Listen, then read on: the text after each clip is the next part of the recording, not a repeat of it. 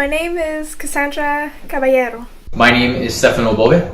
My name is Jamie Andrade. My name is Tibke. Stefano is also blocking in maybe like a forest green, so maybe we're going for a landscape. And Jamie, look at this.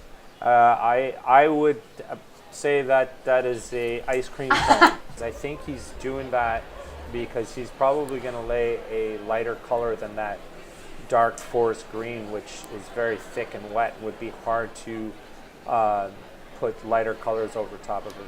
I always love seeing the way that artists are building their pieces. It's like a fingerprint, the way that each artist approaches their piece in terms of process. Casandra looks like she's going in with a bit of a heavier hand to establish some texture. I feel like Cassandra's using a Boothian technique, I believe, with some of that blue. And Brian, right there, just like that, I've been sort of slowly watching what he's been doing. I wasn't sure what he was doing in the foreground, but you can tell now that there's a figure there, sort of looking at a 3/4 angle towards those buildings. Jamie's piece is shaping up in a very tasty fashion. I'm enjoying the way that right.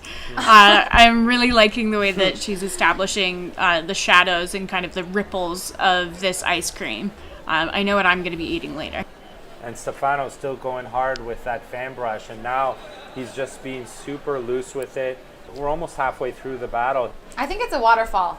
I think that Casandra has thrown me for a little bit of a loop here. I was not expecting to see this layering of warm colors on top, merging those warm colors within the blue to establish this kind of just frenetic energy. Just over halfway point. That means voting, ladies and gentlemen, and art lovers everywhere, is open on the Art Battle app. Stefano's using a big flat palette knife now, and I think you were right, Tanya. I think those are waterfalls that he's throwing in. Don't go chasing them, Dan. Don't go chasing them. What I am enjoying about Brian is he's actually a drummer as well as an artist. So you think a drummer would be, beating the drums very hard, and he's got such a soft that's such a touch good on the point. hand. He might be more aggressive and percussive in his music, but in his artwork he's quite subtle and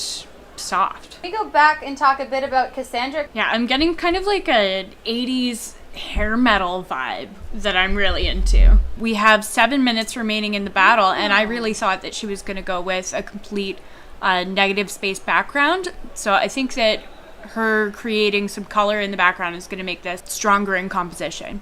I want to be there right now. I want to be in that water right now, absolutely.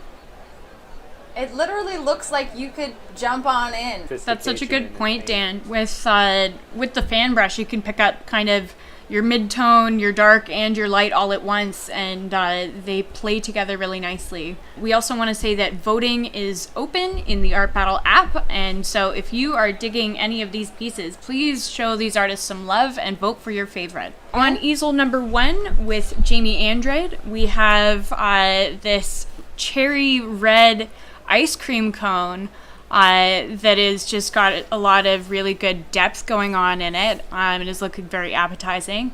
On easel number 2 with Brian Tibke, we have this really beautiful cityscape.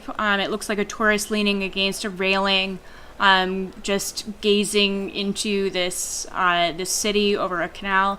On easel number 3, we have Stefano Bove with this really beautiful textural piece depicting these waterfalls and really paying close attention to his highlight work.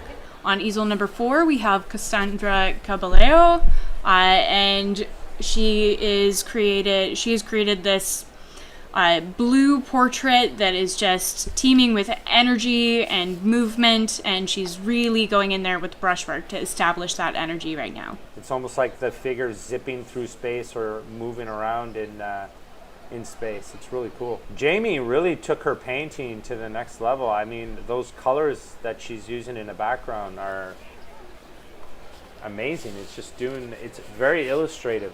Where it's gone from that early line drawing,